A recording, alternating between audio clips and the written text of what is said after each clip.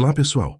Hoje vamos conhecer um pouco da história de Moisés, o homem escolhido por Deus para liderar o povo de Israel em sua libertação da escravidão no Egito.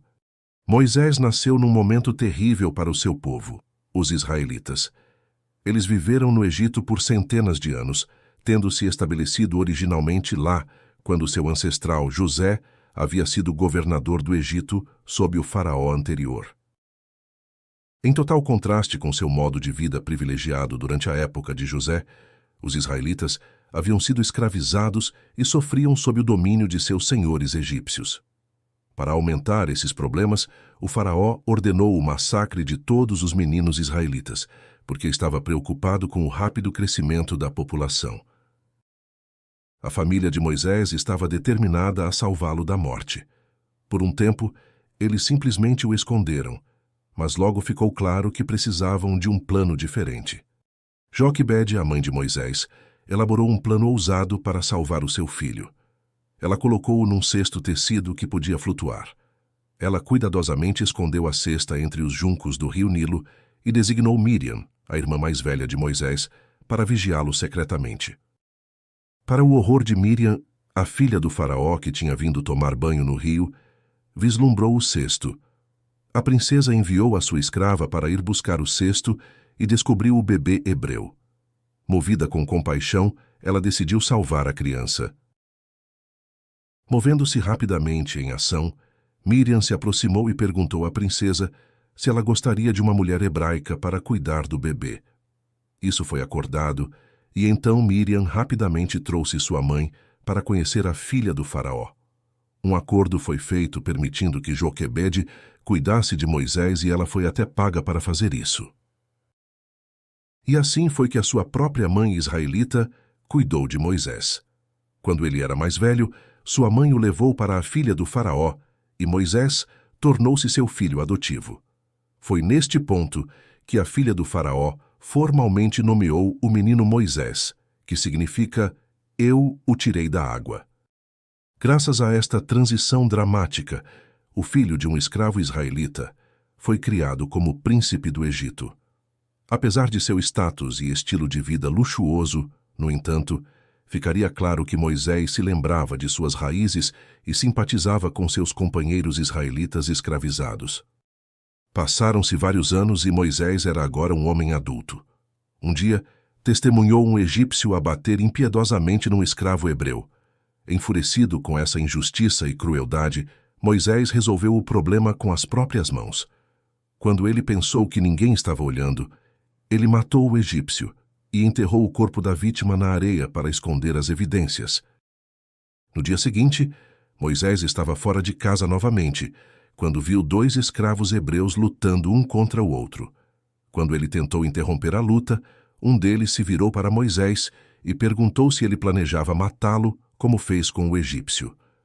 Moisés percebeu imediatamente que as notícias de suas ações precipitadas no dia anterior haviam se espalhado e ele temeu por sua vida. Não demorou muito para que o faraó se vingasse de Moisés pelo assassinato do egípcio. Moisés fugiu para o deserto para viver como um fugitivo da justiça.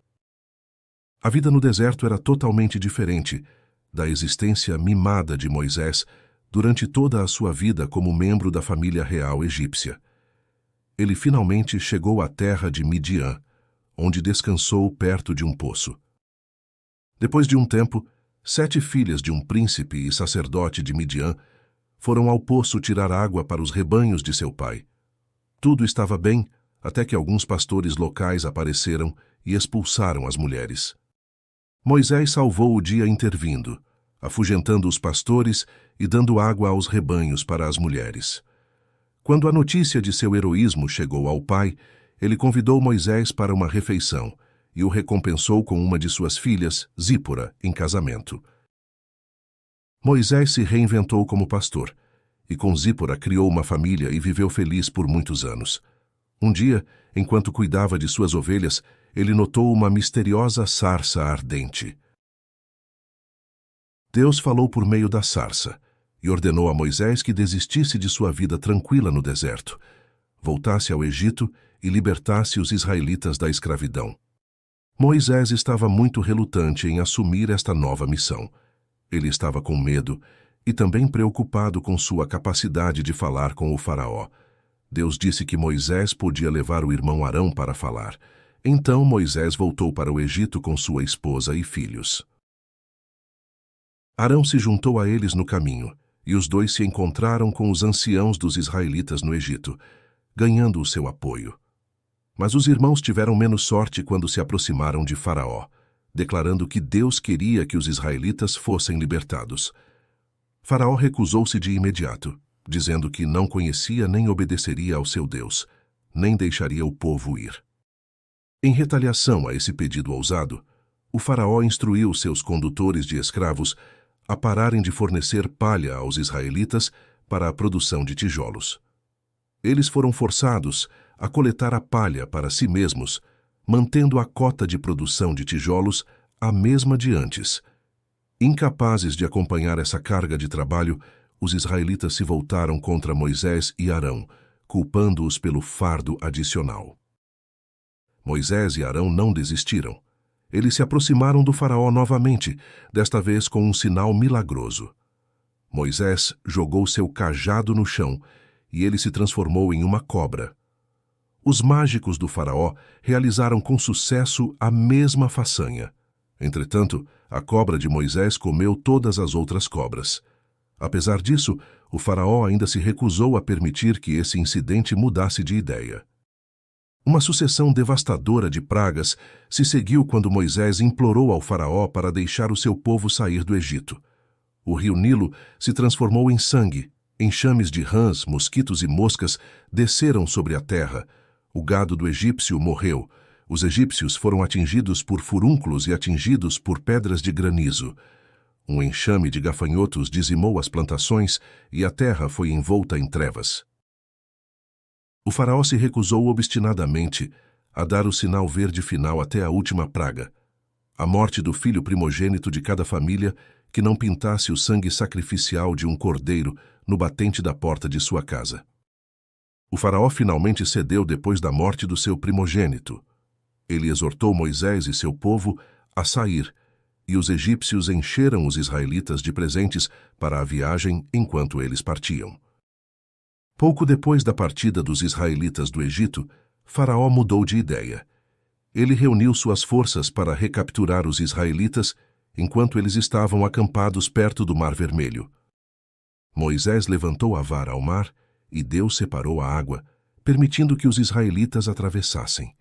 Quando as forças egípcias os perseguiram, eles foram destruídos quando as paredes de água caíram sobre eles, afogando os soldados egípcios em massa.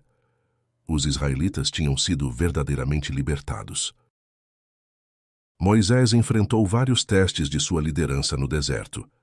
Os israelitas eram um bando indisciplinado e ingrato. Eles resmungaram muito, apesar de Deus demonstrar repetidamente que ele iria cuidar de suas necessidades. Os israelitas precisavam de instruções claras e eficazes. Após uma vitória militar sobre os amalequitas, eles acamparam na base do Monte Sinai, onde Deus deu a Moisés os 10 mandamentos, escritos por seu próprio dedo em 2 tábuas de pedra. Enquanto Moisés estava fora no monte, os israelitas fizeram uma estátua de um bezerro de ouro para adorar. Quando ele voltou ao acampamento e viu o comportamento idólatra dos israelitas, Moisés ficou furioso e jogou no chão as tábuas de pedra com os 10 mandamentos. Moisés subiu a montanha mais uma vez para implorar a Deus que perdoasse os israelitas. Sob as instruções de Deus, Moisés teve que fazer uma substituição das tábuas dos 10 mandamentos. Moisés permaneceu na montanha jejuando, orando e conversando com Deus por 40 dias. Quando Moisés finalmente voltou para baixo da montanha, o povo ficou aterrorizado porque seu rosto brilhou com a luz da glória de Deus. A ordem divina dada a Moisés encontrou-o sem confiança em si, tardo no falar e tímido. Sentia-se vencido pela intuição de sua incapacidade de ser o porta-voz de Deus para Israel. Havendo, porém, aceito o trabalho, deu-lhe início com todo o coração, depositando toda a confiança no Senhor. A grandeza de sua missão chamava à atividade as melhores faculdades de seu espírito. Deus lhe abençoou a pronta obediência, e ele se tornou eloquente, esperançoso e senhor de si, e bem adaptado para a maior obra que já foi entregue ao homem.